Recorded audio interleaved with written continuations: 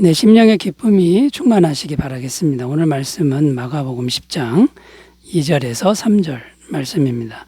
바리새인들이 예수께 나와 그를 시험하여 묻되 사람이 아내를 버리는 것이 옳으니까 대답하여 이르시되 모세가 어떻게 너희에게 명하였느냐. 아멘. 오늘도 어제에 이어서 계속되는 내용인데요. 바리새인들이 무엇을 질문했냐면 사람이 아내를 버리는 게 옳은 일입니까? 이렇게 예수님께 질문을 한 것이죠. 자, 그런데 여기 잘 보면 버린다라는 표현을 썼다라는 게 이게 이제 생각해 볼 그런 주제가 됩니다. 남자가 여자를 버린다 이렇게 표현했는데 그렇다면 여자라고 하는 것은 남자의 소유물처럼 되었다 이런 의미가 됩니다. 그러니까 소유물을 버린다 이런 의미가 되는 거죠. 자, 이것이 당시의 시대상이었다는 것인데요. 여자는 철저히 남자에게 종속되어 있는 종처럼 노예처럼 되어 있는 그런 시대였다라는 겁니다. 자, 그래서 이혼당한 여자, 버림받은 여자는 살아갈 길이 막막했던 것이 그때 당시의 현실이었습니다. 그러니까 오늘날에 우리가 살아가는 오늘날의 시대와는 사뭇 다른 구조를 가지고 있는 거죠. 오늘날에는 여자가 남자를 버리기도 하는데 많이 버리는 시대가 되었다라는 겁니다. 자, 아무튼 남자가 여자를 버리든 여자가 남자를 버리든 버린다라고 하는 것은 힘이 더 센 사람이 약한 사람, 약한 배우자를 버리는 행위를 의미한다. 이렇게 생각을 해야 되고요. 그래서 이제 오늘 말씀의 주제는 힘센 사람이 연약한 배우자를 함부로 버리는 그런 행위가 좋지 않은 행위인데 이렇게 함부로 배우자를 버릴 때 어떤 일들이 좋지 않은 일들이 생기는지 여기에 대해서 함께 생각을 하면서 은혜를 나누도록 하겠습니다. 자, 첫 번째는요. 배우자를 함부로 버릴 때 생기는 일. 첫 번째는요. 잘못하면 하나님 보시기에 큰 죄를 범하는 일이 된다라는 겁니다. 하나님 보시기에 큰 죄를 범하는 일이 된다라는 겁니다. 자, 이때 당시에 바리새인들 안에 크게 두 개의 학파가 존재했었습니다. 하나의 학파는 샴마이 학파라고 하는데요. 이 샴마이 학파는 상당히 보수적인 학파로 알려져 있습니다. 자, 이들은 아내를 버리는 일은 기본적으로 해서는 안 된다. 이렇게 주장을 했고요. 간음한 행위 외에는 아내를 버려서는 안 된다. 이렇게 주장을 했습니다. 자, 이것은 어찌 보면 성경의 정신과 일치하는 그런 모습이라고 이제 할 수 있는 거죠. 물론 우리가 인생을 살다 보면 남자와 여자가 이혼할 수밖에 없는 그런 상황이 존재합니다. 도저히 이혼하지 않고는 안 되는 그런 상황이 있을 수가 있다라는 거죠. 그것을 우리가 다 무조건 안 된다 하는 게 아니라 그것을 이제 생각하면서 그러나 아내를 버리는 건 안 된다 이렇게 주장했던 학파가 샴마이 학파였다라는 거고 또 다른 학파가 있는데 힐렐 학파라는 학파가 있었습니다.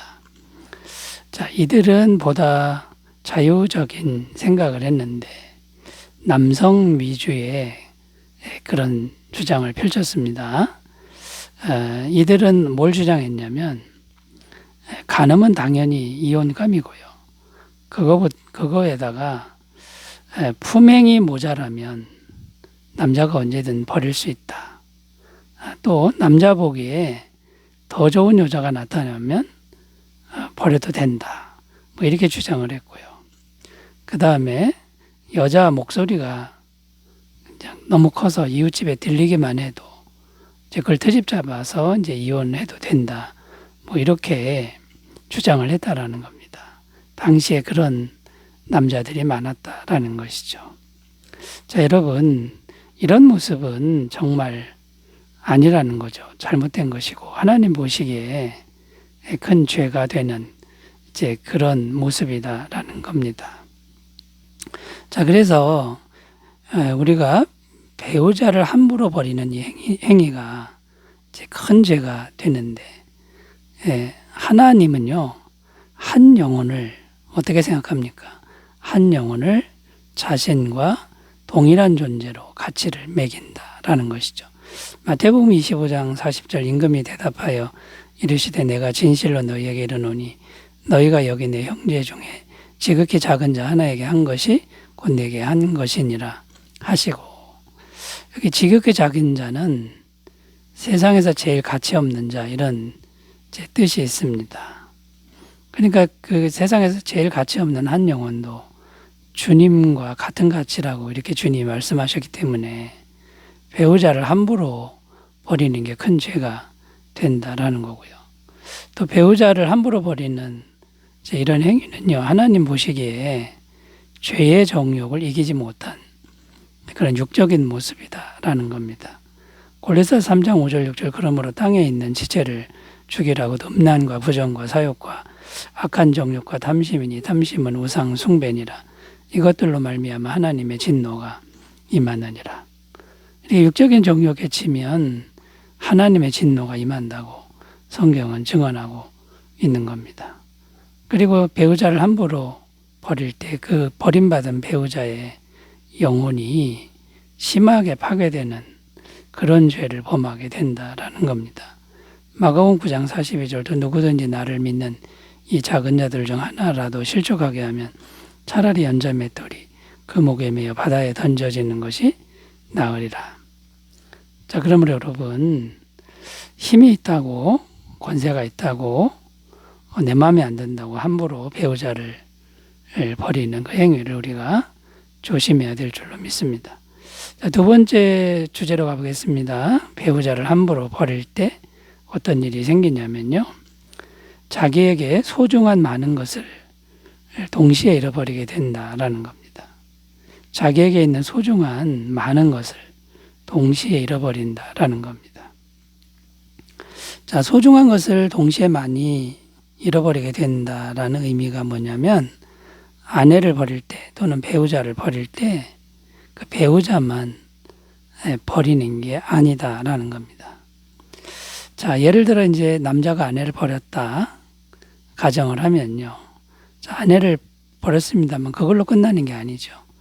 자녀들에게도 상처가 되고 가정이 어쨌든 손상을 입게 된다라는 겁니다.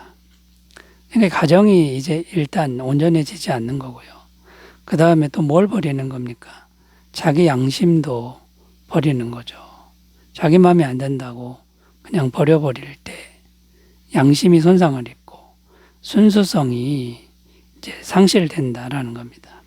오늘날에는 이혼을 하게 되면 재산 분할을 해야 됩니다. 재산도 절반은 버려야 되는 이제 이런 일이 생기는 거죠. 많은 걸 동시에 잃어버리게 됩니다. 자, 그런데 물론 여기서도 우리가 분명히 이제 해야 될 게 뭐냐면, 그럼에도 불구하고 인간관계라는 것은 도저히 어쩔 수 없는 상황이 존재한다라는 겁니다.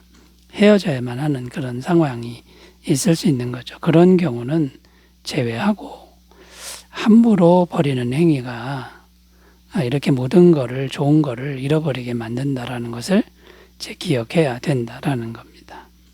자, 그러므로 이제 우리는 어떻게 해야 될까요?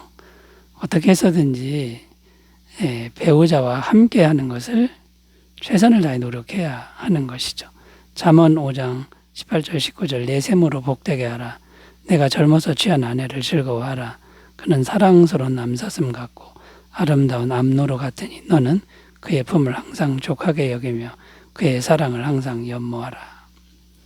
여러분, 그러므로 서로 배우자를 소중히 여기고 배우자의 품 안에 머물기를 기뻐하는 이런 노력이 필요하다라는 거고요. 그 다음에 정말 중요한 게 뭐냐면 반드시 기도하는 겁니다. 사람 일은요, 사람의 힘으로만 다 되지 않습니다. 기도해서 하나님의 은혜, 도우심을 이제 구해야 된다라는 거죠. 시편 127편 1절 여호와께서 집을 세우지 아니하시면 세우는 자의 수고가 헛되며 여호와께서 성을 지키지 아니하시면 파수꾼의 깨어 있음이 헛되도다. 하나님이 함께하지 않는 그 모든 것은 헛되다라는 것을 꼭 기억했으면 좋겠습니다. 자, 세 번째로 가보겠습니다. 배우자를 함부로 버릴 때 어떤 일이 생기는 걸까요?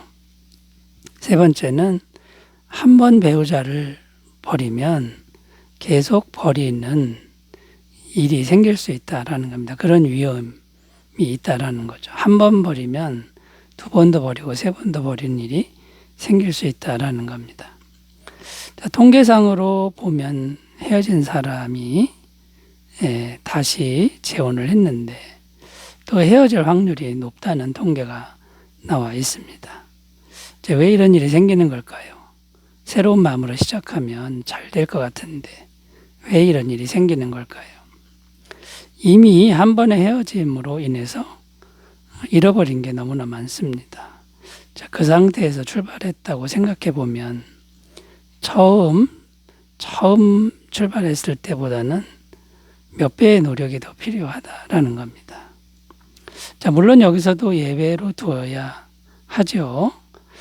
새 출발을 해서 재혼을 해서 새 출발을 했는데 정말 행복하게 잘 사는 분들도 많다라는 것을 우리는 인정을 하고서 이제 이 말씀을 나누는 건데요. 그럼에도 불구하고 통계상으로는 두 번, 세 번 헤어질 확률이 더 많다.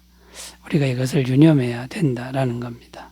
자, 그러므로 이제 우리는 어떻게 해야 됩니까? 자, 배우자를 함부로 버리는 일은 정말 절대로 없는 일이다라고 결심을 하는 게 이제 중요하고요. 그 다음에 다시 우리가 어쩔 수 없이 새 출발을 했다 그러면 지난 날에 좋지 않은 기억은 이제 생각하지 않는 훈련을 계속 해야 된다라는 겁니다. 자꾸만 지난 걸 생각하면 행복해질 수 없다라는 것이죠. 빌립보서 3장 13절 14절 형제들아 나는 아직 내가 자본줄로 여기지 아니하고 오직 한 일 즉 뒤에 있는 것은 잊어버리고 앞에 있는 것을 잡으려고 표대를 향하여 그리스도 예수 안에서 하나님의 위에서 부르신 부름의 상을 위하여 달려가노라. 뒤에 있는 걸 잊어버리고 앞으로 달려가라. 이런 말씀이 되는 거고요. 그 다음에 항상 기억해야 할 게 뭐냐면 예수님의 영원한 죄사함의 말씀을, 진리를 항상 힘써서 믿어야 한다라는 겁니다. 영원한 죄사함의 은혜로 나를 바라보고 배우자를 바라볼 때 그때야 비로소 진정한 자유함, 진정한 새 출발이 된다라는 겁니다. 로마서 8장 1절 2절 그러므로 이제 그리스도 예수 안에 있는 자에게는 결코 정죄함이 없나니 이는 그리스도 예수 안에 있는 생명의 성령의 법이 죄와 사망의 법에서 너를 해방하였습니다. 예수님 안에 있는 영원한 생명의 성령의 법을 늘 힘써 믿어야 되고 마지막으로는 항상 예수님의 마음을 받아들이는 게 중요합니다. 로마서 5장 5절 소망이 부끄럽게 하지 아니함은 우리에게 준 성령으로 말미암아 하나님의 사랑이 우리 마음에 부은 바 됨이니 우리 마음은 금방 바닥납니다. 성령을 통해 주님의 마음을 늘 받으시기를 바라겠습니다. 기도합니다.